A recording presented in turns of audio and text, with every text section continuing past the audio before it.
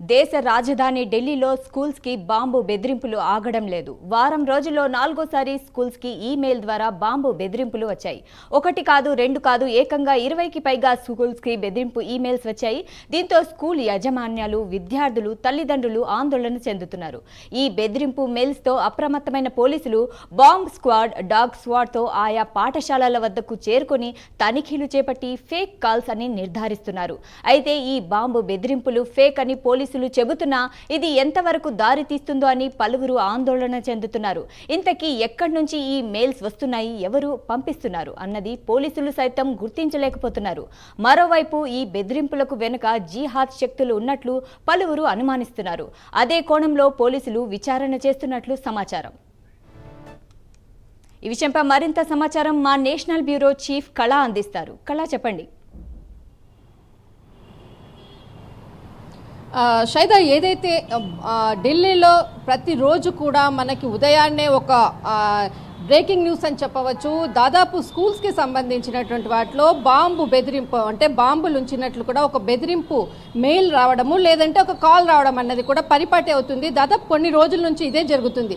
కానీ ఈ రోజు మాత్రం ఏకంగా దాదాపు 40 స్కూల్స్కి సంబంధించినటువంటిది బాంబు పెట్టినట్లు, దానికి అంటే ఎక్కడ ఎలా పెట్టాము, ఒక పాలిథిన్ బ్లాక్ కవర్లో పెట్టామంటూ కూడా ఒక ప్రత్యేకంగా కూడా ఒక ఈమెయిల్ ఇవ్వడము, తర్వాత ఆ ఈమెయిల్లో కూడా ఒక విచిత్రమైనటువంటి మ్యాటర్, అంటే ఆ పంపినటువంటి మెయిల్ పర్సన్ మానసిక స్థితి ఎలా ఉందన్నది కూడా అర్థం పడుతుంది.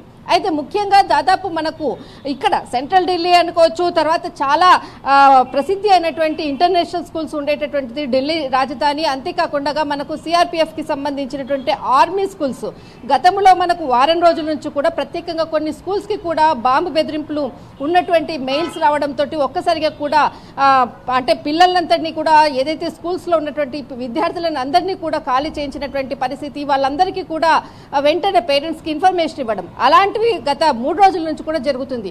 కానీ మరి ఈరోజు దాదాపు 40 స్కూల్స్ అంటే ఇంత పెద్ద మొత్తమున ఒకే రోజు ఇన్ని స్కూల్స్కి మెయిల్స్ రావడం అన్నది మొదటిసారి అని చెప్పవచ్చు. దాదాపు మనకు గతంలో చూస్తే, అంటే దాదాపు మనకు మే నుంచి డిసెంబర్ వరకు చూస్తే దాదాపు టోటల్ మెయిల్స్, తర్వాత ఏదైతే కాల్స్ వచ్చినటువంటి లిస్ట్ అనుకోవచ్చు, ఇలాంటి అంటే మెయిల్స్ వచ్చేసేసి బాంబ్ బెదిరింపులతో వచ్చినటువంటి మెయిల్స్ దాదాపు 50 వరకు ఏదైతే లిస్ట్ అవుట్ చేసినటువంటిది మొత్తం అంతా కూడా సమాచారాన్ని కూడా తీయడం జరిగింది.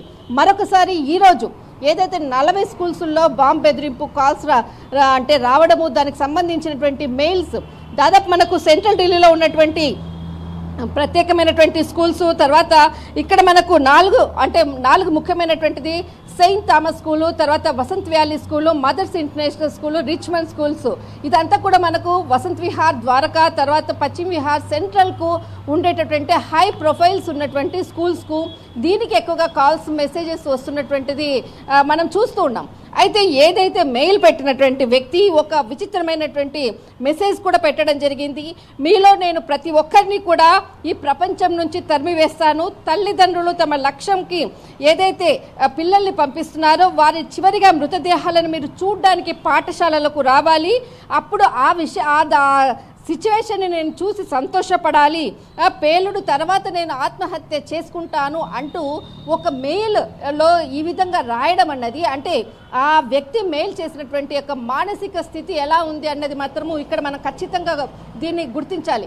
అయితే దీనికి సంబంధించినటువంటిది ఎవరు మెయిల్ చేస్తున్నారు, ఎక్కడి నుంచి మెయిల్స్ ఈ విధంగా వస్తుంది, ఒకే రోజు 40 స్కూల్స్కి రావడం అన్నది మాత్రము చాలా పెద్ద మొత్తంతో ఈరోజు రావడంతో ఒక్కసారిగా కూడా విద్యార్థులను అందరినీ కూడా ఖాళీ చేయించడము, తర్వాత పేరెంట్స్కి సంబంధించినటువంటి వాళ్ళందరికీ ముందుగానే ఇన్ఫర్మేషన్ ఇవ్వడం, అలర్ట్ చేయడంతో హై సెక్యూరిటీ అంతా కూడా ఏర్పాటు చేయడం జరిగింది. మొత్తం అంతా కూడా చూశారు, కానీ ఎక్కడా కూడా దీనికి దీనికి సంబంధించినటువంటి ఎక్కడ కూడా ఆనవాళ్ళు కూడా కనపడలేదు. కానీ మెయిల్స్ వస్తున్నటువంటి దాన్ని మాత్రం ఎవరు చేస్తున్నారు, ఎక్కడి నుంచి వస్తున్నది మాత్రము దీని మీద మాత్రం దీనికి సంబంధించినటువంటి సమాచారం రాబట్టే ప్రయత్నం చేస్తున్నారు security persons. Shaida, right, thanks for the updates కళ.